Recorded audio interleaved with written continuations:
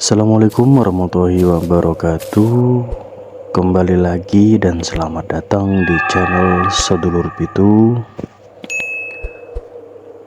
Pada kesempatan kali ini saya akan melanjutkan sebuah cerita kisah dari akun Wattpad dan Walamaweh part ketiga yang berjudul Pendakian Malam Satu Suro. Bagi sedulur semua yang ingin membaca cerita lengkapnya, bisa mengunjungi link yang sudah saya sematkan di kolom deskripsi.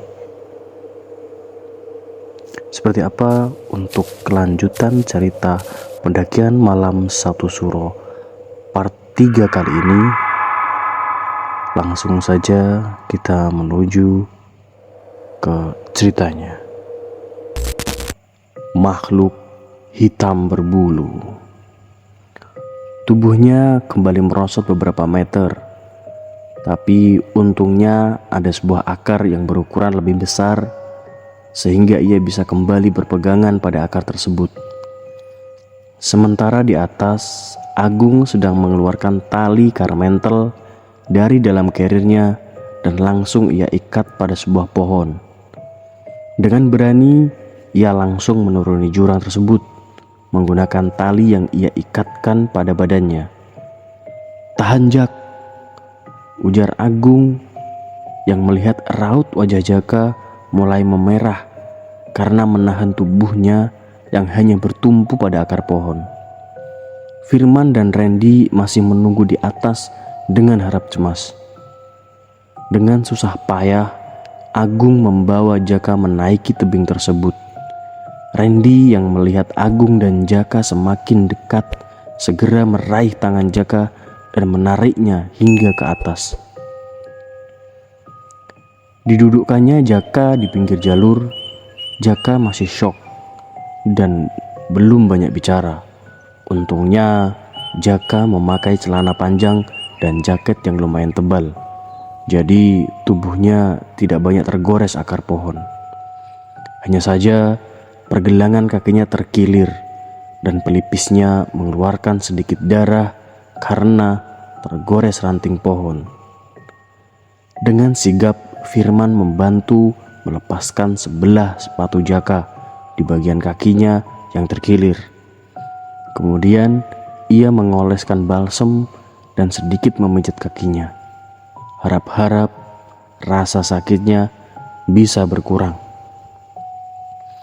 Randy membersihkan luka di bagian pelipis Jaka dan memberinya obat merah lalu membungkusnya dengan plester.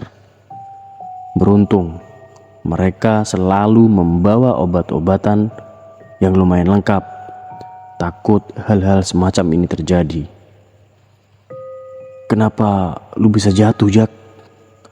Padahal jalur gak licin," tanya Firman di sela-sela kegiatannya memijat kaki Jaka.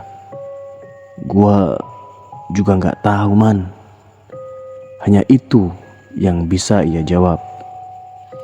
Sekilas ada yang berbeda dari raut wajah Jaka, seperti ada yang sedang dipikirkan. "Tapi lu masih sanggup kan, Jak? Kalau enggak, sampai pos 4 carrier lu biar gue yang bawa. Takutnya kaki lu jadi bengkak," ujar Agung. "Masih kok, tenang aja, kali ini kesel doang gua, dikit ya lah. Paling abis dipijit abang manis ini juga enakan. Carrier juga gak apa-apa, biar gue yang bawa, gue masih kuat kok," ujar Jaka meyakinkan sambil membercandai temannya yang harus memijat kakinya. "Dah, lu ditolongin," ujar Firman kesal sambil menyudahi pijatannya. Dan keempat pemuda ini kembali tertawa seperti tak terjadi apa-apa. "Ya udah, tapi kalau nanti di jalan lu gak kuat, bilang aja," jawab Agung sambil menyudahi tertawanya. Mereka beristirahat sejenak di pinggir jalur sampai Jaka merasa baikan. Setelah Jaka merasa lebih baik, ia mengajak teman-temannya untuk melanjutkan perjalanan. Kakinya juga sudah tidak terlalu sakit, tapi masih terasa ngilu saat digerakkan. Kini perjalanan sedikit berjalan lambat karena mengimbangi Jaka.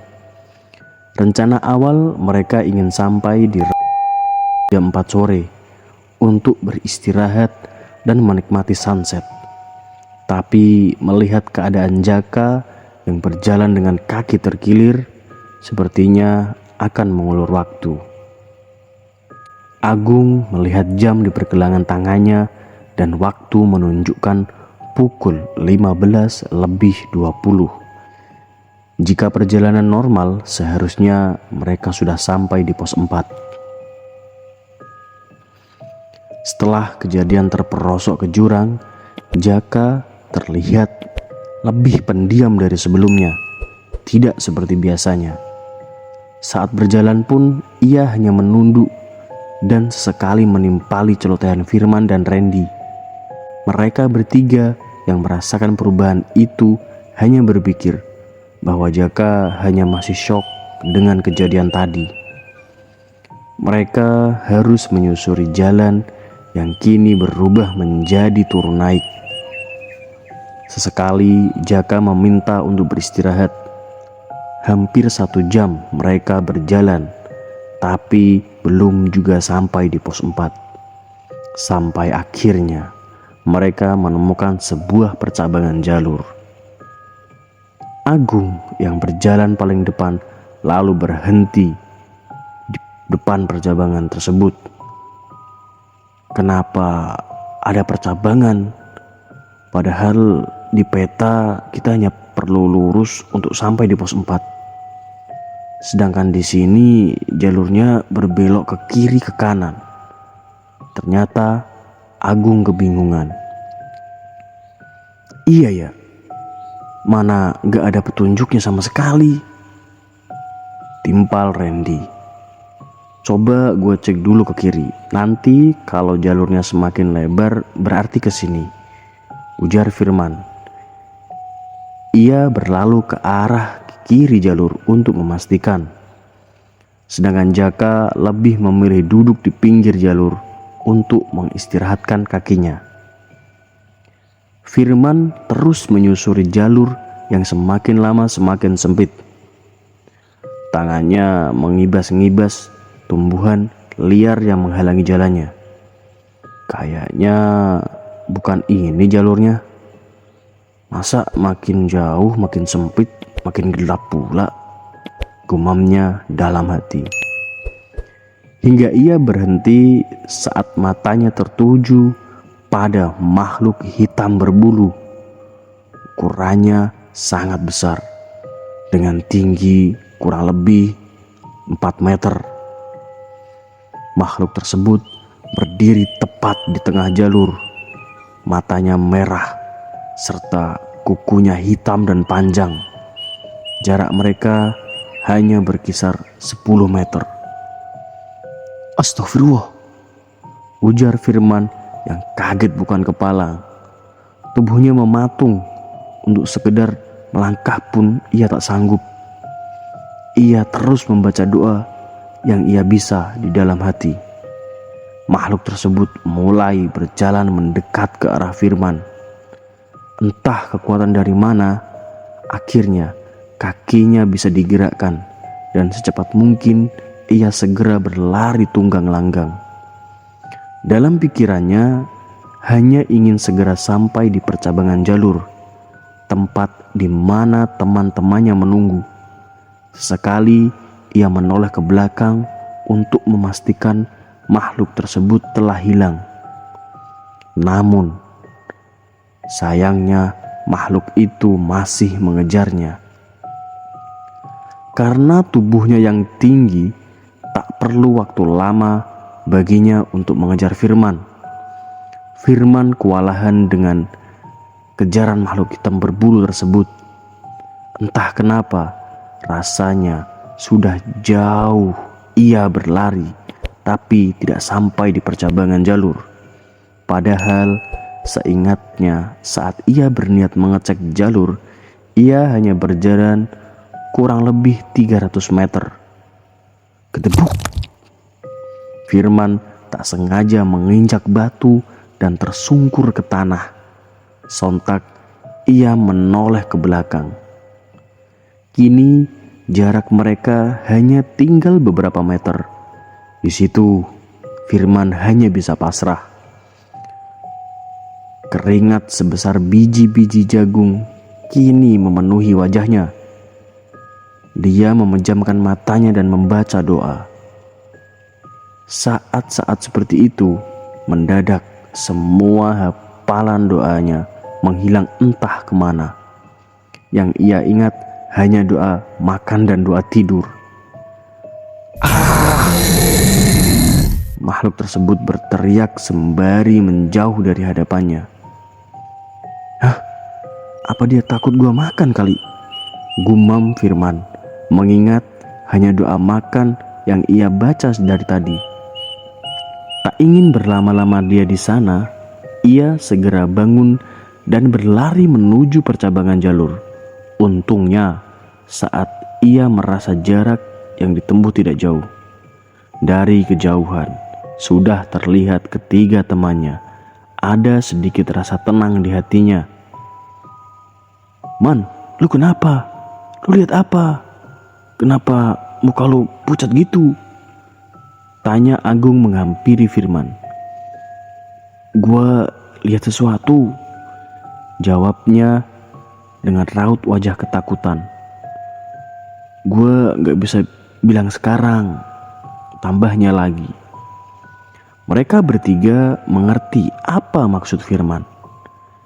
Ketika berada di gunung, pantang bagi kita membicarakan hal-hal yang dianggap mistis sampai kita kembali ke bawah. Soalnya, gunung adalah sarang makhluk halus. Saat kita menceritakan mereka di gunung, otomatis mereka akan mendengarnya. Demikian kisah pendakian malam Satu Suro part 3 pada kali ini. Bagaimana kelanjutan perjalanan dari keempat pemuda ini setelah mengalami berbagai hal di awal perjalanan mereka. Kita akan lanjutkan di part keempat. Jangan lupa untuk support channel Sedulur Pitu dengan cara like, subscribe, dan share ke sedulur-sedulur semuanya. Dan jangan lupa juga untuk menyalakan lonceng notifikasi agar tidak tertinggal update dan cerita-cerita terbaru dari channel ini. Berikan juga saran, kritik, dan pendapat kalian di kolom komentar agar channel ini semakin berkembang dan semakin semangat untuk memberikan kisah-kisah cerita seram lainnya kepada kalian. Demikian cerita pendakian malam Satu Suro part kali ini.